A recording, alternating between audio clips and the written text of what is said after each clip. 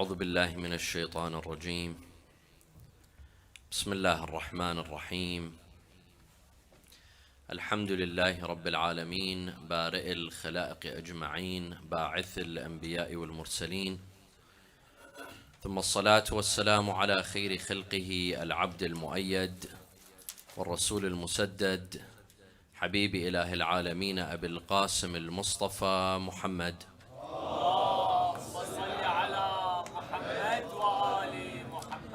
وعلى أهل بيته الطيبين الطاهرين وصحابته المنتجبين. من كلام لسيدنا ومولانا الإمام أمير المؤمنين علي بن أبي طالب صلوات الله وسلامه عليه أنه قال: معاشر الناس، إن النساء نواقص العقول، نواقص الحظوظ، نواقص الإيمان. أما نقصان إيمانهن فقعودهن من الصلاة والصيام في حيضهن، وأما نقصان عقولهن فشهادة امرأتين منهن كشهادة الرجل الواحد، وأما نقصان حظوظهن فمواريثهن على الأنصاف من ميراث الرجال. فاتقوا شرار النساء وكونوا من خيارهن على حذر، ولا تطيعوهن في معروف لكي لا يطمعوا في منكر. Last night, for the brothers and sisters that were with us, we discussed the topic of misogyny, and that Islam has been accused of being a misogynistic faith and religion, promoting hatred and disrespect towards women. Yesterday we examined several verses in the Holy Quran that might be presumed of encouraging misogyny. We examined the verse, الرجال قوامون على النساء. And we looked at several other verses in the Holy Quran. Tonight, I'd like to direct your attention to another very important source of Islamic theology and Islamic ideology, and that is Nahjul Balagha. Some accuse Amir al-Mu'mineen alayhi salam of having statements that are derogatory, demeaning, disrespectful of women. Is this true or is this not true? First of all, let me give a couple of premises and then go into our argument. وصلوا على محمد وآل محمد.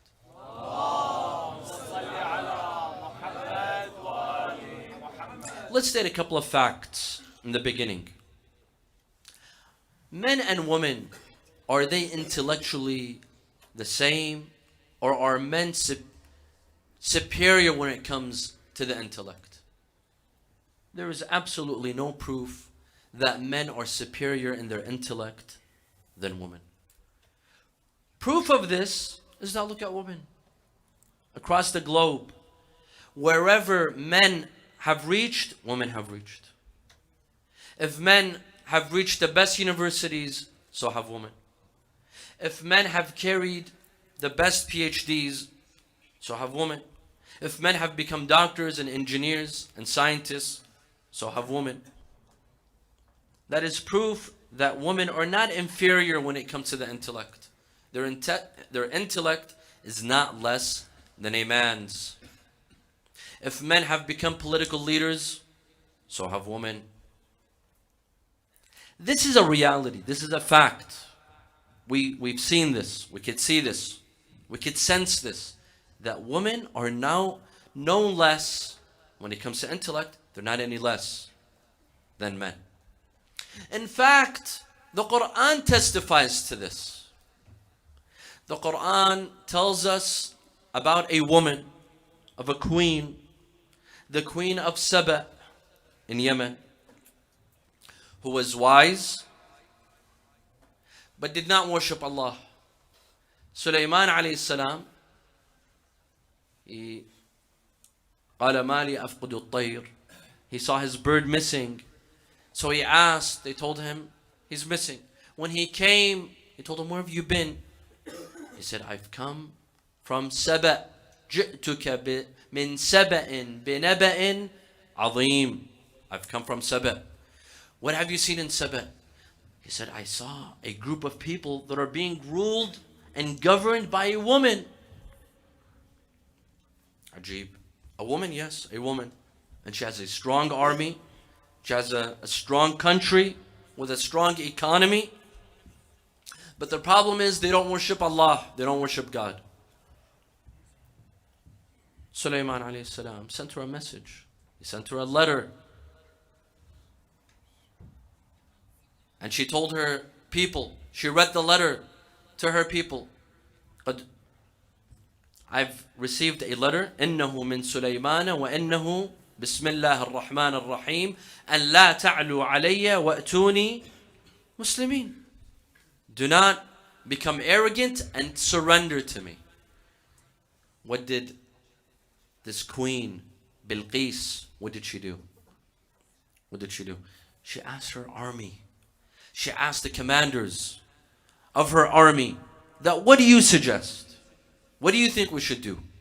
This, number one, is a sign of intellect. This is a sign of wisdom when you're not a dictator. When you're facing an imminent threat of an invasion, you're facing a threat of being toppled from government, yet you ask your advisors, you ask your commanders, what do you think? You see, this is not a dictatorship. This is wisdom. When you ask for counsel, when you ask for people's opinions and advice, this is wisdom. And there's so many narrations. We have narrations from Amir al-Mu'mineen and others that encourage us to seek advice, seek counsel. Whatever you do, you go to university, you'd like to major in something, you like to get a job, you like to get married, you're into spouse selection, you're choosing a spouse, seek counsel, seek advice. This is not, some people think if I seek advice, I seem weak. No, you don't seem weak. On the contrary, when you seek advice, this is more power to you. This shows that you're a wise person. Bilqis asked, what do you say? What do you think we should do? They told her, listen, the choice is yours. If you want to fight, we'll fight. We have a strong army. We have the best army. And if you want to fight, we'll put up a fight. You don't want to fight, we won't fight. What did she say? Another sign of her wisdom. What was her reaction? She said, إِنَّ الْمُلُوكَ إِذَا دَخَلُوا قَرْيَةً أَفْسَدُوهَا وَجَعَلُوا أَعِزَّةَ أَهْلِهَا أَذِلَّةً وَكَذَلِكَ يَفْعَلُونَ. She said, if a king enters a city, he ruins that city. And he turns all the respected and loyal and honorable and royal people in that city into what? Into slaves. And this is what will happen. She was smart. She was wise. She wasn't arrogant. She didn't say, well, you know what? We have an army. We could topple Sulaiman. If he has an army, we have an army. As they say, bring it on. Let him bring his army. She could have done this, but she didn't. And then Sulaiman brings her throne to his palace, and she comes and she sees the throne. قالت إني آمنت مع سليمان. She becomes a Muslim. The Quran gives us an example of a female figure that was wise, that was intellectual, that knew how to rule. In fact, if there were 10 other men, 100 other men in her place, they might have been arrogant, they might have went to war, they might have brought destruction upon themselves and upon their country. But this wise woman didn't. Now keep this in mind. Having said this, let's come to Nahjul Balagha, and let's come to the words of Amir al-Mu'mineen. Amir al-Mu'mineen, Kalamul Amir, Amirul Kalam. The words of Amir al-Mu'mineen are the best of words. Let's see, what does he say regarding women in Nahjul Balagha? And is it truly him? Are these his words? Or not? He says, Ma'ashir al-Nas, O people, Inna al-nisa'a nawaqisul uqul.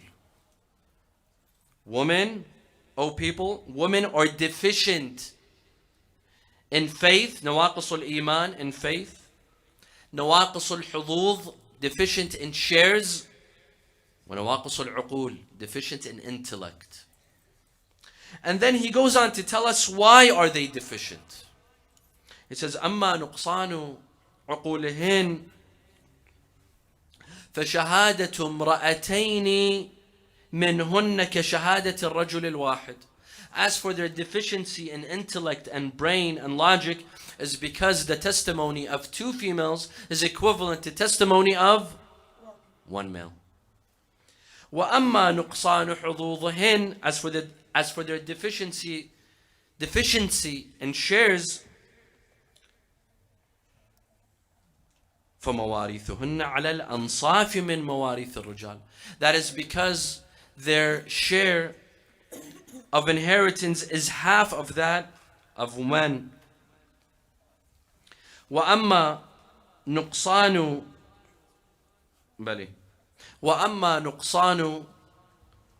إيمانهن فلقعودهن عن الصلاة والصيام في أيام حيضهن. And as for their deficiency in faith, is because they don't pray and they don't fast during the days of their menstrual cycle. So their faith is less than that of men. And then he goes on and he says, فَاتَّقُوا شِرَارَ النِّسَاءِ. Beware of the evil of men. I see some men smiling. I don't know why. You shouldn't be smiling because you will see the answer to this sermon. So beware of the evil of women. وَكُونُوا مِنْ خِيَارِهِنَّ عَلَى حَذَرٍ. And for the good ones of women, be aware of them, be careful of them. Don't be fooled by them. وَلَا تُطِيعُوهُنَّ فِي مَعْرُوفٍ. And if they tell you to do something good, don't do it. Don't do it. Why? لِكَيْ لَا يَطْمَعُوا فِي مُنْكَرٍ. So that they might not desire of you to do bad. When they tell you to do good, don't do it. Because if you do it, they'll desire bad from you. This is a sermon number 80 in Nahjul Balagha, attributed to Amir al-Mu'mineen alayhi salam. Some will come out and say, and indeed there are some Western academics that come out and plainly said Ali ibn Abi Talib is a misogynist. Ali ibn Abi Talib is a person who hates and disrespects women. Why? Because of sermon 80 in Nahjul Balagha. Now, what are the reactions of our scholars and ulama towards this sermon in Nahjul Balagha? Did they accept it? Did they not accept it? Did they reject it? Did they say it was forged? What were the reactions to this sermon? There are several reactions. One, and probably this is the most popular reaction. From the time of Al-Sharif Al-Radi, who gathered Nahjul Balagha and compiled the narrations and short sayings and letters and correspondences of Amir al-Mu'mineen, up till 60 years ago, the reaction to this sermon was of acceptance. It was accepted. No one objected. No one questioned this sermon. No one said, well, why did Amir al-Mu'mineen say this? Why is Amir al-Mu'mineen saying, إِنَّ النِّسَاءَ نَوَاقِصُ الْعُقُولِ? No, it was accepted. In fact, some even went, like Muhammad Abdu, who has a commentary on Nahjul Balagha. Muhammad Abdu was a scholar in Al-Azhar in Egypt. He has a commentary on Nahjul Balagha called Sharh Nahjul Balagha in one volume. He says the words of Amir al-Mu'mineen, in fact, experience testifies to the truthfulness of Amir al-Mu'mineen. Meaning that history proves that Ali ibn Abi Talib was right when he says women are deficient in faith, in intellect, and in shares. He's right. So this is one reaction. Up till 60 years ago, no one objected to this narration. No one objected to this sermon. Everyone accepted it. We don't have any historical evidence of any scholar, any alim, Sunni or Shi'i, from Najaf or from Azhar, from Qom or from Karbala or from anywhere else that objected to this sermon up till 60 years ago. So the first reaction was of acceptance. No one objected. The second reaction is that some began to analyze. They said, well, wait, hold on a second. Amir al-Mu'min is saying, النساء نواقص العقول, نواقص الإيمان, نواقص الحظوظ. Who is he talking about? Is it possible that Amir al-Mu'mineen is talking about all women throughout history? From his time and before his time and up till our time? Women are all deficient in intellect? Is it possible? That's not possible. Amir al-Mu'mineen is definitely not talking about this. Why? He's not talking about all women. Because it's a proven fact that there are women that are not deficient in intellect. In fact, some of them or many of them, their intellect is not less than men if it's not more. For some. Can we say that men are stronger in intellect than women? No, we can't. And we can't say that women are stronger in intellect. At least we could say they're the same. So what is happening here? What is Amir al-Mu'mineen talking about? Some said, well, let's read the context. When was this sermon delivered? Sermon number 80 of Amir al-Mu'mineen that begins معاشر الناس إن النساء نواقص الإيمان نواقص الحظوظ نواقص العقول. When was this sermon delivered? And where? It was delivered in the city of Basra after the battle of Jamal. After the battle of Camel. Do I need to give you any more hints of who Amir al-Mu'mineen was talking about in the sermon? Some scholars came out and said it's clear that Amir al-Mu'mineen is not generalizing. He doesn't mean all women. But there's a specific woman. There's a specific woman who led a battle against the Imam of her time and who caused the death of 40,000 Muslims. He's talking about her. A woman came, one day a normal woman came and visited this specific woman, the wife of Rasulullah. She told her, what do you think of a mother that kills one of her sons? She said she goes to hellfire. She said, what do you think of a mother that kills two of her sons? She said she goes to hellfire. 3, hellfire. 4, hellfire. She said, what do you think of a mother that kills 40,000 of her sons? She said, get out, get out. She knew what she was talking about. Personally, I usually don't give opinions, but personally, I think that this is the correct opinion. Amir al-Mu'mineen was not addressing all women. He was addressing a specific woman at his time that caused havoc and caused a fitna during her period. And this was not an ordinary woman. They claim, خُذُوا ثُلْثَ دِينَكُمْ عَنْ فُلَانَ. Take a third of your faith and religion from this lady. And there's fatwas and narrations. You open Sahih al-Bukhari and you will find hundreds of narrations from this individual. When Amir al-Mu'mineen was saying this, he knew what he was doing. He was targeting an individual that was wreaking havoc and causing fitna.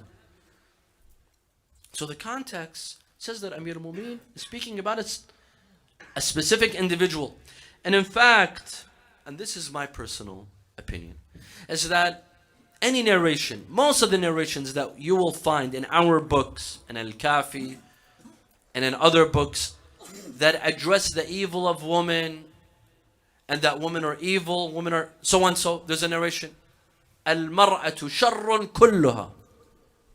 A woman is pure evil. وَشَرُّ مَا فِيهَا أَنَّهُ لَا بُدَّ مِنْهَا. And the worst part about a woman is that you need her. Hold on a second. How does this work? How does this fit with my Islam, with my Quran? How can this fit with the Imams that I know? The only logical explanation that I could accept is that they're speaking about a specific woman. Yes, that specific woman is pure evil. المرأة شر كلها. That makes sense. وشر ما فيها أنه لا بد منها. That makes sense. This is a specific woman that we're talking about. But to say all women, our mothers, our daughters, our sisters are pure evil, this doesn't make sense. That's why we have to contextualize.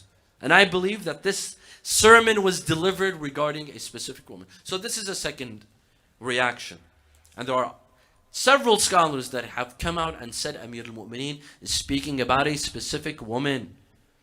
إن النساء نواقص العقول نواقص الإيمان.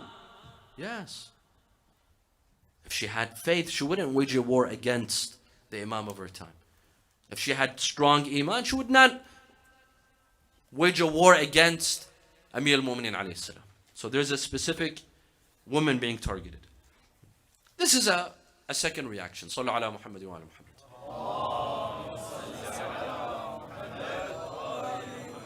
A third reaction says, hold on a second.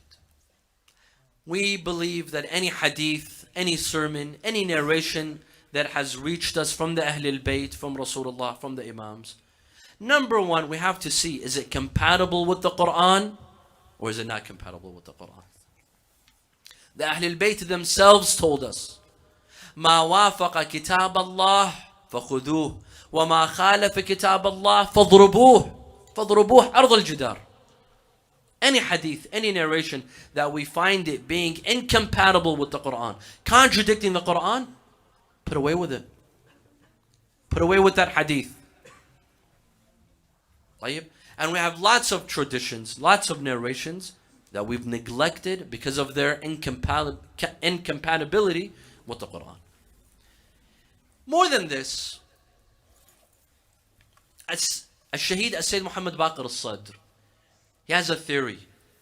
And Sayyid al-Sistani, hafidhahullah, he agrees with him. These two scholars, they have a theory in usul al-fiqh, in legal theory. They believe that a hadith does not necessarily need to contradict a specific verse in the Quran. Sometimes a hadith contradicts a specific verse in the Quran. Obviously, you reject that hadith. No. Sometimes the hadith contradicts the spirit of the Quran. يخالف روح القرآن. You might not find a specific verse that contradicts this hadith, but this hadith contradicts the spirit of the Quran that we know, that we grew up with. You reject it. Sayyid Muhammad Baqir al-Sadr rahmatullah alayhi, he gives an example. He says there's a hadith that is degrading towards Kurds, al-Akrad. There's a hadith that say al-Akrad qawmun min al-jinn. He says this hadith cannot be accepted, has to be rejected. Why? Because it conflicts with the spirit of the Quran. It contradicts with the ruh al-Quran. Hence, we reject this hadith. Of course, personally, I disagree regarding this hadith. Why? Because it's misunderstood. Al-Akrad qawmun min al-jinn. It doesn't mean the jinn that we know. No. Jinn, the word jinn comes from darkness. فَلَمَّا جَنَّ عَلَيْهِ اللَّيْلِ. Jannah, when darkness covers. Why do we call jinn jinn? Because we can't see them. Because they're in darkness, we can't see them. Why do we call an insane person majnoon? Because he has an absence of mind. His mind, you can't see his mind. You can't see his intellect. Jinn comes from darkness, comes from absence. That's the root word. Thus you have majnoon, jinn, janna alayhi al-layl. Kurds, where do they live? In mountains. Their areas are mountainous. They hide in their mountains. You don't see them. They're absent. Thus, al-akrad qawmun min al-jinn. If this is the meaning, this is not derogatory, this is not disrespectful. Anyhow, the point is, any narration, any hadith, any sermon that conflicts with the spirit of the Quran, ruh al-Quran, has to be rejected. Come to the sermon. The sermon that says, An-Nisa nawaqis al-uqul, nawaqis al-iman. Is this compatible with the Quran? The Quran that says, Inna akramakum inda Allahi atqakum. The best of you are those that are pious, not men and not women. Anyone who's pious. The Quran that says, "Man amila salihan minkum min dhakarin aw untha falanuhyiyannahu hayatan tayyibah." He who does good deeds, whether from men or from women, we shall give them a pleasant life. Anyone who knows the spirit of the Quran, Ruh al-Quran, will say that this sermon is incompatible, to say the least. It is incompatible with the Quran, and hence cannot be accepted. This is a third reaction. A fourth reaction says that we have to read the sermon contextually. We have to contextualize the sermon. Read it based on history, in its context. Put it in its context. Don't take it out of its context. Amir al-Mu'mineen is not addressing all women till the day of judgment. No, he's addressing women at a specific time, at a specific place. And this is also something important today in ijtihad. Unsur az-zaman wal-makan. Reading certain laws and certain narrations based on time and place. Based on time and place. There are certain narrations, certain laws that were issued at a specific time, at a specific place, and that were not meant to be at all times and at all places. Amir al-Mu'mineen alayhi salam. Amir al-Mu'mineen was asked towards the end of his life, why don't you dye your beard? Don't we have narrations from Rasulullah sallallahu alayhi wa sallam? Sallu ala Muhammad wa ala Muhammad.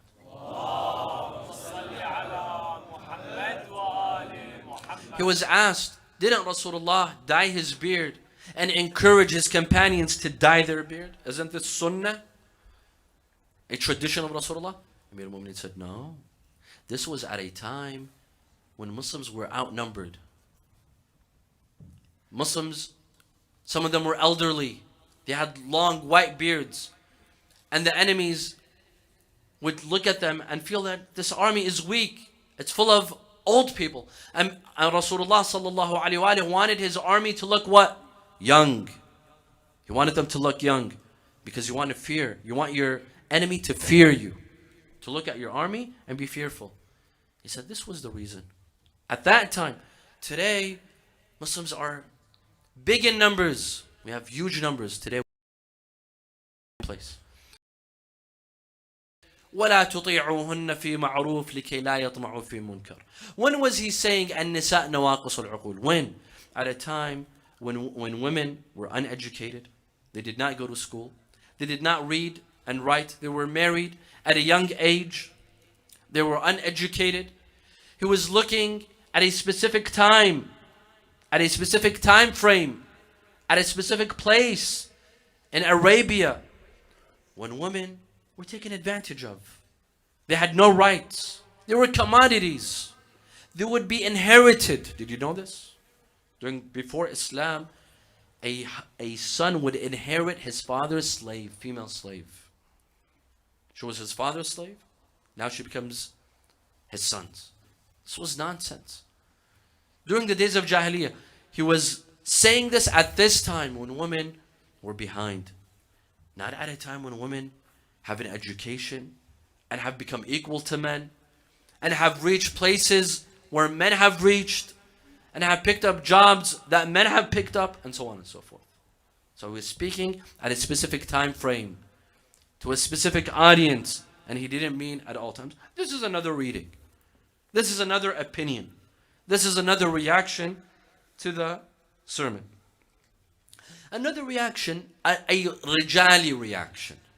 A rijali reading of the narration. We'll say, hold on a second. Let's check the chain of narrators.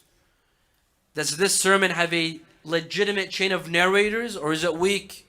When we come to the chain of narrators, we see that it doesn't even have an isnad. It doesn't even have a sanad. Al-Sharif al-Radi put this narration, and he doesn't even say how this narration reached him, how this sermon reached him. So according to Rijali principles, a Rijali reading of the narration, it's a weak narration. It's a weak sermon. Khabar da'if. Because it doesn't have a legitimate chain of narrators, isnad. So if we were to look at the sermon from a Rijali perspective, it lacks authenticity because of its Chain of narrators. Another reaction, another way of analyzing the sermon is that to say, hold on a second. Amir al-Mu'mineen is putting off women. It's putting them down. Women are deficient in faith, in intellect, in shares. Be aware of them. Be aware of the evil woman and of the good ones. Be aware of them. فَاتَّقُوا شَرَارَ النِّسَاءِ وَكُونُوا عَلَى خِيَارِهِنَّ مِنْ حَذَرٍ. Even the good ones, be aware of them. Be careful. Be careful of good women. Even the good ones. Would Amir al-Mu'mineen say this? Amir al-Mu'mineen, and this sermon seems to have, you would say, that he's showing anger and animosity towards women. Is this befitting of the character of Ali ibn Abi Talib, Amir al-Mu'mineen? Hold on. When we look at the life of Amir al-Mu'mineen and how he treated his woman, how did he treat Fatima Zahra alayhi salam? He was the best of husbands. Is there any instance or an incident where Amir al-Mu'mineen disrespected Fatima Zahra? Never. He was a father to 4 daughters. Is there any instant or an incident in which Amir al-Mu'mineen beat any of his daughters or verbally attack any of his daughters or hurt them or disrespect them? None. Amir al-Mu'mineen had a mother, Fatima bint Asad. Did he ever disrespect her? There's no incident. Thus, some will come out and say that this sermon is not befitting of Amir al-Mu'mineen's character, of his history, of his life history. Someone who had nothing but respect and love and honor towards his wife, towards his daughters, towards his mother, towards all of them women in his life. How can he say such a word? How can he say such a sermon? Amir al-Mu'mineen towards Fatima Zahra, he would never call her by her name. He would always call her Yabnata Rasulillah, Ya Binta Rasulillah. He would never address her by her name. And same goes for Fatima Zahra alayhi salam. She would never address him by his first name, Ya Ali. Never. Yabn al-Am. She would always call him, Ya cousin, my cousin. And look at husbands and wives today. I wish they would only call themselves by their first names. No, sometimes they curse at each other in front of their children. No respect for one another. Today, newlyweds and family members have to learn from the respect that Amir al-Mu'mineen and Fatima Zahra had for one another. Believe me, when a husband and wife argue and fight and curse one another in front of their children will never forget. Never forget. That view of their parents fighting, it will never disappear from their minds. And it will affect their marriage life when they grow older. When they grow older. Thus, when we compare this sermon to the life of Amir al-Mu'mineen and his teachings and the way he behaved with the woman in his life, we say that doesn't fit. The sermon doesn't fit with his character. Doesn't fit with his character. طيب. Another analysis would say that Amir al-Mu'mineen is known for his eloquence. Amir al-Mu'mineen was known for his eloquence. All of his sermons, all of his narrations, all of his sayings were eloquent. Look at Nahjul Balagha. Nahjul Balagha, from the beginning till the end, it's a masterpiece. An intellectual, grammatical masterpiece. When it comes to its eloquence, nothing can come near. It comes right after the Quran. The Quran is number 1 in its eloquence. Number 2, Nahjul Balagha. But when you read the sermon, it doesn't fit with all the other sermons. It doesn't go together with all the other sermons. All the other sermons are full of eloquence, but not this one. See, when Amir al-Mu'mineen says, An-nisa nawaqisul iman, women are deficient in faith. Why? He tells us the reason. Or it's ascribed to him. He tells us the reason. Why? Because during their days of menstrual cycle, during their days of menstruation, they do not pray and they do not fast. Does this make sense? First of all, they don't fast in their days of menstruation. But once it's over, do they fast or they do not fast? Do they make up their fasting or they do not make up their fasting? They make up their fasting. And sometimes that's even harder for them. Because during the days of Ramadan, when everyone is fasting, the blessings of Ramadan, they have to break their fast. And they have to make it up at a different time. Fasting more.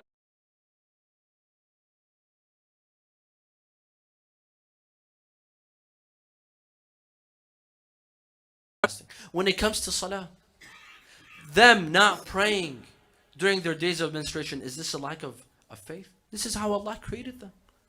Biologically, physiologically, Allah created women this way. And then He comes and says they lack faith because of their biological, physiological way of being created by Allah. It doesn't make sense. Allah made them this way. And then He makes them lack or deficient in faith. It doesn't work that way. That doesn't make sense. That can't be logical. As for نواقص العقول, they are deficient in intellect. Why? لأن فشهادة اثنتين منهن كشهادة الرجل الواحد. The testimony of two women is equivalent to the testimony of one. We addressed this last night. For those that were with us last night, we addressed this. We said this has nothing to do with deficiencies in intellect. No, it's a matter of memory. We remember the things that pertain to us. Whatever is important to you, you'll never forget it. Will you ever forget your birthday? You'll never forget your birthday. Will you ever forget your email address? Will you ever forget where you were born? You won't. There are certain things that you'll never forget. Correct? Why? The things that are important to us, we'll never forget. Things that are not important to us, we tend to forget sometimes. That's why you might forget your wife's birthday, because it's not that important to you. By the way, if you want to remember your wife's birthday, forget it only once. You'll make sure you'll never forget it again, because of what you'll face. You'll forget the things that are not important to you, the things that you don't deal with every day, but you'll remember the things that are important to you. Yesterday we talked about this verse. فَإِن لَمْ يَكُونَا رَجُلَيْنِ فَرَجُلٌ وَامْرَأَتِهِ. Why? This verse is talking about monetary issues, financial issues. And we mentioned last night, at the time of revelation, who dealt with money? It was men, not women. It was men that were businessmen, that went into business, not women. Of course, it was rare. It happened, but it was rare. Like Sayyidah Khadija alayhi salam. Sayyidah Khadija was a businesswoman, but this was rare. Usually those who went into business were men, not women. They dealt with money. They dealt with finances, not women. So if a woman were to be a witness over a business transaction, was it 1,500 dinars or 2,500 dinars? She might forget. Why? Because she doesn't deal with money, she might forget. أن تضل إحداهما فتذكر إحداهما الأخرى. If one of them forgets, the other reminds her. So it's an issue of memory. It's not an issue of intellect. It's not that women are intellectually deficient. No, it's a matter of memory and that which matters to you the most. For men, there are some things that they'll forget. If it's not important to them, they'll forget it. That is why when a wife tells her husband she went to a wedding or she went to a majlis, and then she comes home and she tells her husband that this and this happened and that happened, and then the next day she tells him one of the details of what happened at the wedding, and he'll tell her, when did this happen? It's because he doesn't remember. Why? Because it's not something important to him. What happened in that wedding, it might be important to the wife, but it's not important to the husband. He'll forget it. Does that mean that he has a bad memory? No, your husband doesn't have a bad memory. It means he wasn't paying attention, or he doesn't remember the things that are not important to him. So why would Amir al-Mu'mineen say this? Nawaqis al-uqul, because the testimony of two women are equivalent to the testimony of one man. That has nothing to do with intellect. That has nothing to do with logic. It has everything to do with memory. And there's one final analysis. Of course, there's others. There might be various readings, but I'll mention one final one. وَصَلُّوا عَلَى مُحَمَّدٍ وَآلِ مُحَمَّدٍ.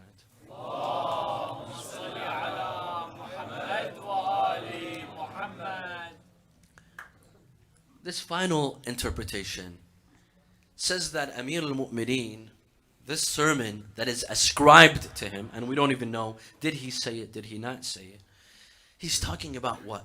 معاشر الناس إن النساء نواقص العقول نواقص الحظوظ نواقص الإيمان. And then he goes on to explain why. He talks about their shares of inheritance and their testimonies. Fatima Zahra alayhi salam, when she came after the martyrdom of Rasulullah sallallahu alayhi wa alih, she asked for fadak.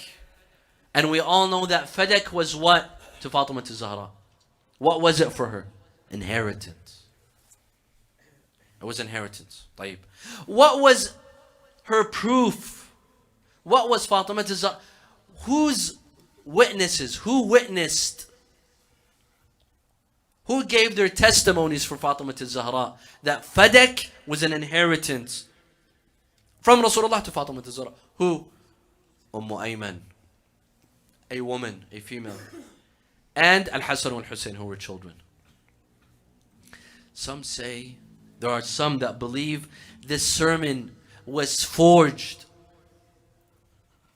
It was attributed to Amir al-Mu'mineen to underscore whom? His wife Fatima Zahra, for her claim to fadak.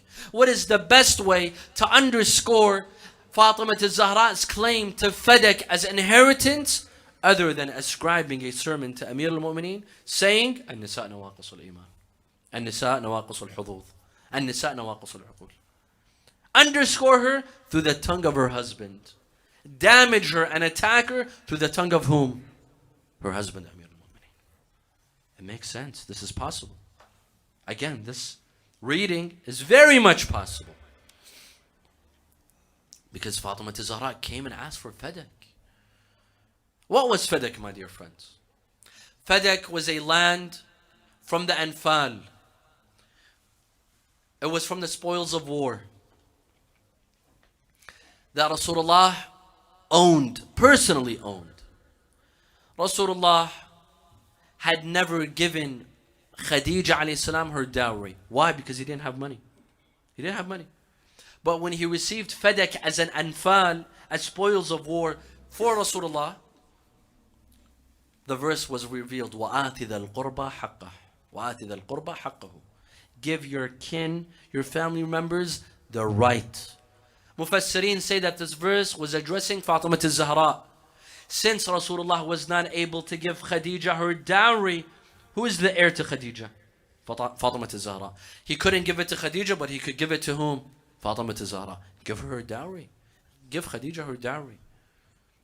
Hence Rasulullah gave fadak to Fatima Zahra as a compensation for Khadija's dowry. Because when Khadija died, Rasulullah did not own a single dinar.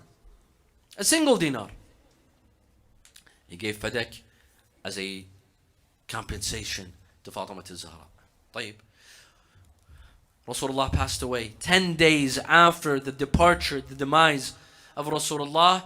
Fadak was taken away. Or less, or maybe less than 10 days. Fatima Zahra alayhi salam comes in the middle of the masjid, in front of men. They say women can't speak. In front of men. Fatima Zahra, instead of all men, of course observing all hijab. Observing hijab to the point that they could not see her face. Observing hijab. Yet she gave a powerful speech. Known as Khutbat Fadak. طيب. One of the excuses that the authorities provided, one of the excuses that Abu Bakr provided was that Rasulullah did not give you fadak. He did not give you fadak. Rasulullah died and fadak was his, and now that he died, fadak goes to all Muslims. It doesn't belong to you. Fatima Zahra brought Ayman. And she brought Al-Hasan Al-Hussein to bear witness that Rasulullah gave her fadak. They told her, Ayman is one female. and one female, her testimony is irrelevant. Bring 2 male witnesses and we'll give you fadak. But you brought one female witnesses. You brought 1 female witness. She said, okay, I have Al-Hasan wal-Hussein. They said they're children. Al-Hasan wal-Hussein. Sayyida shababi ahli al-Jannah. Rasulullah said this in his life in front of all the Sahaba. They said, no, they're children. She said, okay. You fail to acknowledge that fadak was given to me. Okay. There's another way. Rasulullah, this is his inheritance, my inheritance from Rasulullah. If you fail to acknowledge that fadak was given to me as a gift, khalas, it belonged to Rasulullah. Rasulullah died and I am his only heir. I am his only heir. Thus, fadak is now my inheritance.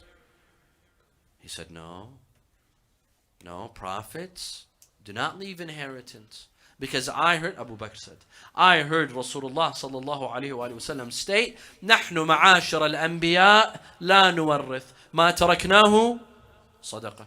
We prophets do not leave inheritance. Whatever we leave behind is sadaqah, is charity. Ajib.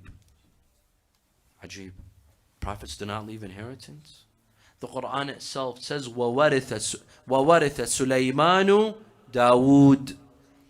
Prophet Sulaiman inherited Dawood. Zakaria alayhi salam. And the Quran, Zakaria did not have children. He did not have sons. He asked Allah for a son. يَرِثُنِي وَيَرِثُ مِنْ آلِ يَعْقُوب.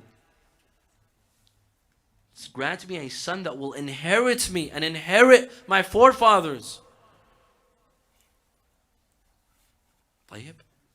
Prophets don't leave inheritance. The Quran testifies that prophets leave inheritance. Zakaria is saying, oh Allah, grant me a son that will inherit me. Sulaiman inherited his father Dawood. How is this possible? نحن معاشر الأنبياء لا نورث ما تركناه صدقة.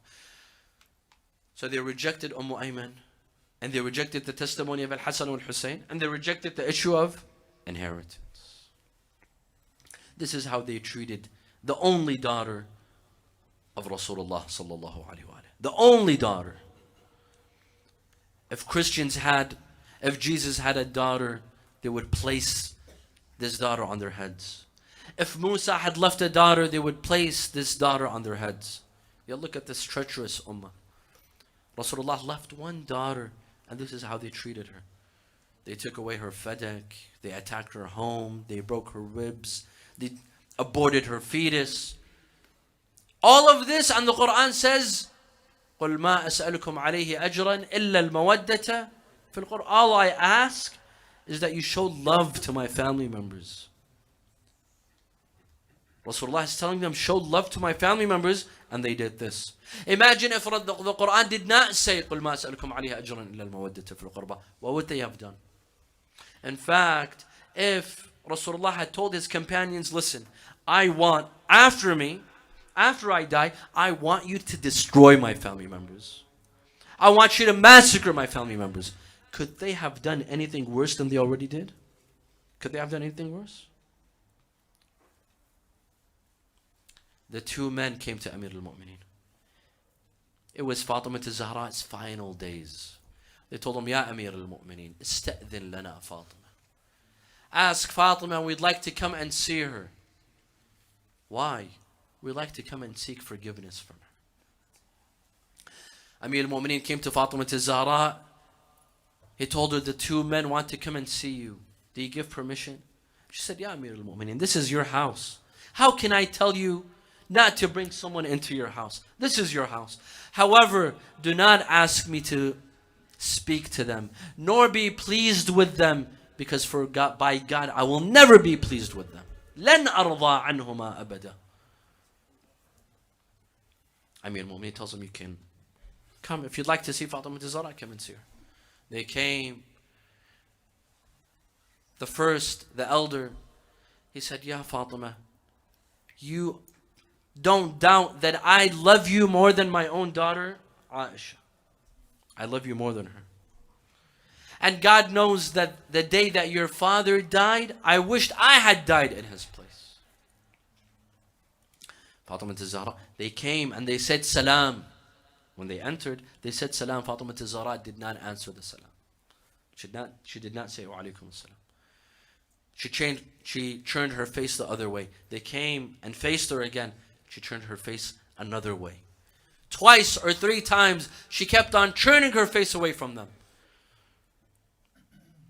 Finally, Fatima Zahra asked Amir al-Mu'mineen. She said, Ya Amir al-Mu'mineen, Ya Ali, I have a question for them. She didn't even speak to them directly. She didn't speak to them or address them directly. She spoke to Amir al-Mu'mineen. She told him, Ya Ali, I have a question for them. If they answer me, I might speak to them. If they answer me truthfully, I might speak to them. Tell them, أما سمع أبي يقول إن الله يرضى لرضا فاطمة ويغضب لغضبها. Did they not hear my father say, Allah is pleased to the pleasure of Fatima and is angered to the anger of Fatima? قال بلى. She said, فليشهدا إني لن أرضى عنهما أبدا وسأدعو عليهما بعد كل صلاة أصليها. Let them bear witness that I will never be pleased with them, and I will curse them after every salah that I will pray. فجعل الأول بالويل والثبور. Began crying and weeping. You're saddened at the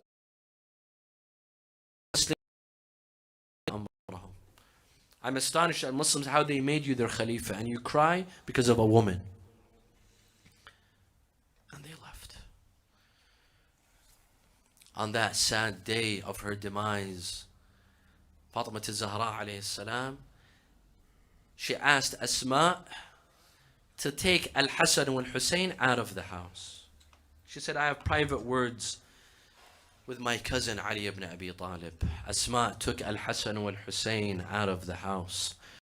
Amir al-Mu'mineen had sensitive words to say to Amir al-Mu'mineen. العام إذا قضيت نحبي فغسلني وكفني فإني طاهرة مطهرة لحنوط أبي رسول الله صلى الله عليه وآله وصل علي وليصلي معك الأدنى فالأدنى. And pray over my body, and only let the close members of my family to pray over my body. الأدنى فالأدنى من أهل بيتي وادفني بالليل إذا نامت العيون وهجعت الأصوات, and bury me in the middle of the night when all eyes have gone asleep. وَعْفِ مَوْضِعَ قَبْرِي, and hide my grave. وَلَا تَجْهَدْ جَنَازَتِي أَحَدًا مِمَّنْ ظَلَمَنِي, and don't let my oppressors see my janazah, see my dead body. يا ابن العام وتزوج من بعدي أمامة, and marry after me Umama. واجعل لها يوما وليلة واجعل لولدي يوما وليلة. My cousin, spend one night and day with your wife Umama, and another night and day with my sons Al-Hasan wal-Hussein. وَلَا تَصْرَخْ فِي وَجْهِهِمَا, and don't shout in their faces. فَيَصْبَحَانِ يَتِيمَيْنِ غَرِيبَيْنِ, today they will become orphans. فإنهما بالأمس فقدا جدهما واليوم يفقدان. فإنهما بالأمس فقدا جدهما واليوم يفقدان أمهما. Yesterday they lost their grandfather, and today they lose their mother. ويلي حين حضرتها المنية حضر عدها الوصي وقت الوصية، يقل تقلي لي اشتهيسين مرتي كبدتي يوم حسن وحسين، تقلب وقت غسلي يا ابو الحسنين، اريد اللي تشوف عليها تصبر، تراني طاهرة ولو غسلتني لا تجيس ضلعي ومتني،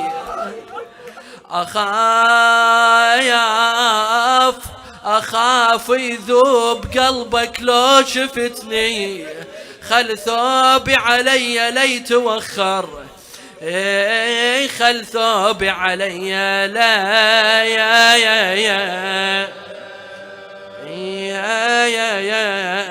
توخر. Amir al-Mu'mineen left the house.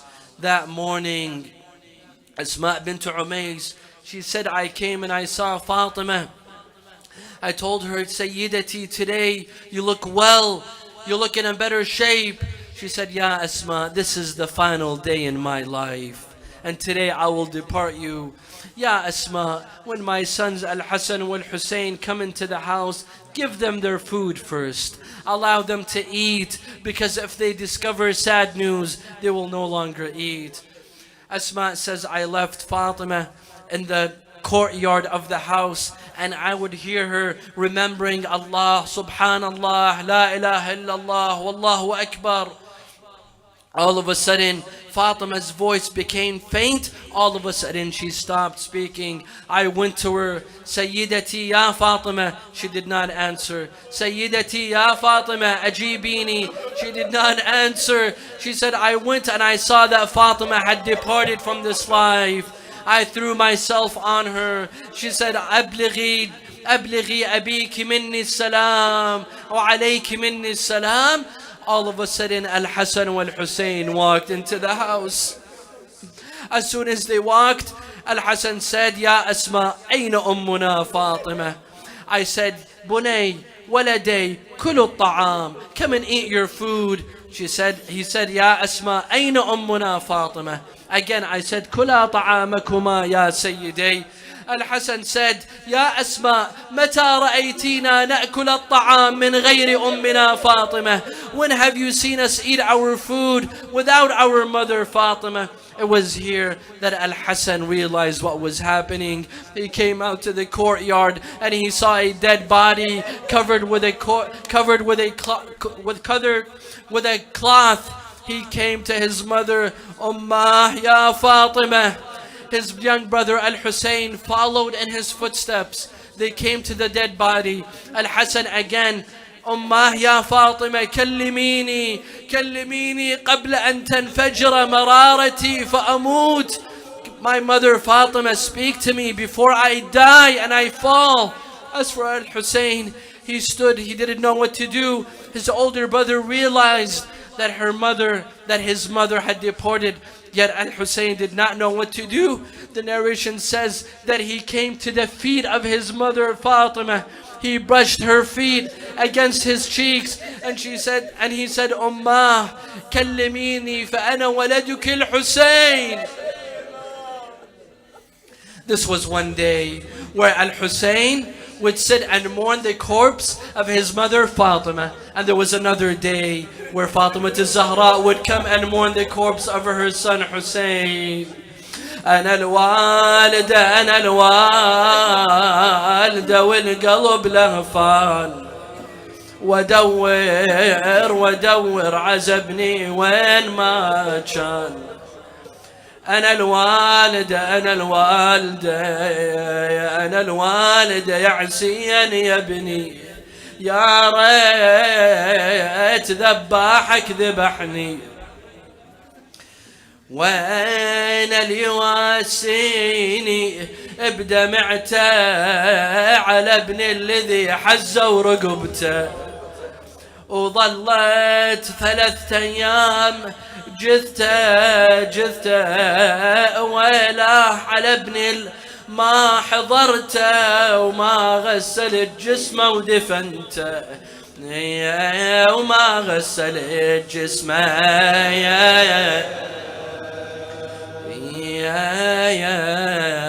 ودفنته.